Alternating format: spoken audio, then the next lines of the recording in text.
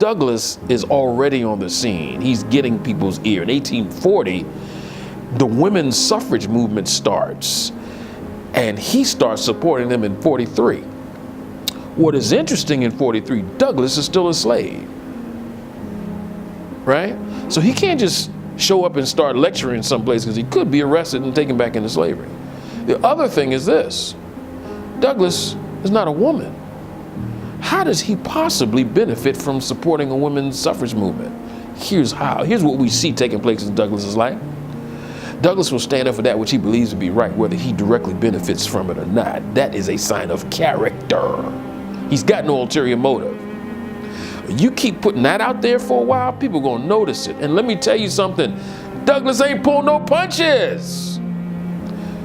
He called Lincoln out, if he had to. You know how folk go, oh, I'm gonna be with the president. Oh, hey, Mr. President, how you doing? No, not Douglass. If you're doing the right thing, he'll say it. If you're not, he'll say that too. And at one point, he calls Lincoln probably one of the best friends of slavery. Because Lincoln is going back and forth on this issue. You know, first is emancipation, there's no, well, let's not. At one point, he's like, if you let the Confederacy, if you guys come back, we'll at least let slavery go on another 50 years. I mean, he's going back and forth. But Douglass already knows what this thing is all about. And I'm gonna two things about Douglass that I think helps make Douglass who he is. Number one, well, let me just say this first. Douglass has his religious conversion around age 12. So he's reading the Bible and he's teaching it to others. He's teaching them to read, and he's also teaching them the Bible. He even goes on to say in his first autobiography, he says, you know, between the holidays of Christmas and New Year's, slave masters would let their slaves just run amok. It was like a time of celebration. A part of it, they'd let them drink as much as they wanted. He said, man, we didn't have time to be getting drunk. We were trying to find the will of God. So that has a bearing on Douglass's life, and you hear that coming out in his rhetoric till the day he dies. The other thing that I think that makes Douglass so special is this. It's a small detail. We don't talk about it much, but here's what it is, and it's a lesson to parents and their kids. His grandmother, who raised him, always told him how special he was. You're no ordinary kid. There's something inside of you. He chooses to listen to that voice. Why? Because there are other voices he could be listening to that could define who he could or could not be.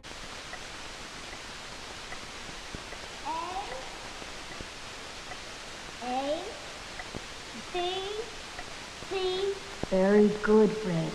Go on. G-H-I-J-K.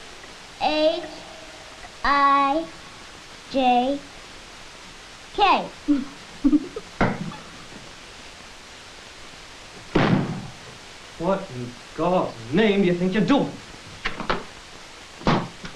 You didn't mean any harm. If you give a nigger an inch, he will take a mile. If you teach that nigger how to read, there would be no keeping him. It would forever ruin him to be a slave. His slave master's wife saw how special he was, started to teach him how to read. She has a fight with her husband. Here's what her husband tells her: you can't teach him how to read, because if he ever learns to read, he will no longer be fit to be a slave. Let me say that again.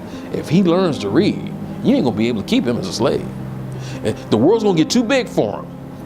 She stopped teaching him. But here's what Douglass said he did. He said he'd make friends with all the white children he could. He'd keep food in his pockets, and he would offer them food to teach him how to read. This ain't Douglass at 20, 30, or 40 years old. This is Douglass at 10 years old. Now, how many 10-year-olds do you know go to their parents' mom, dad? I need to get a job so I can earn some money to hire a tutor to help me in 5th grade. Well, that's Mr. Douglass. He's a sharp man. And everybody knows it. And you could just simply walk into the White House if you wanted to back in the day. If the president was available, he'd see you. And Lincoln wasn't the first. Other presidents did that. But the first occasion, he's going to Lincoln. The second occasion, Lincoln calls for him about some advice.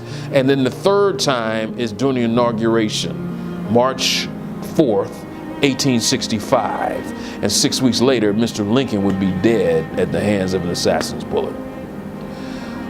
But one of the things that Douglass is talking about is, you want to win this war? Let me tell you, you let them bros sign up. and they'll win this thing. You know how many blacks fought in the Civil War? Over 209,000. 38,000 of them died in the process. What did the Emancipation Proclamation do?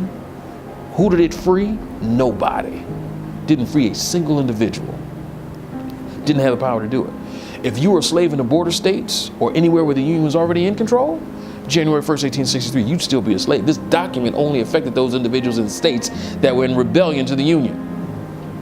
You think they're gonna just say, oh, January 1st, we gotta let y'all go. Heck no, they're already in rebellion. But here's a clause in Mr. Lincoln's January 1st version. Any man of African descent who wants to fight for the Union Army or the Union Navy will be allowed to do so. They're authorizing the fight, but wait a minute. Blacks been defending this country since the Revolutionary War. But now for the first time in U.S. military history, they were able to defend the country legally. You know what they were sitting up for December 31st, 1862?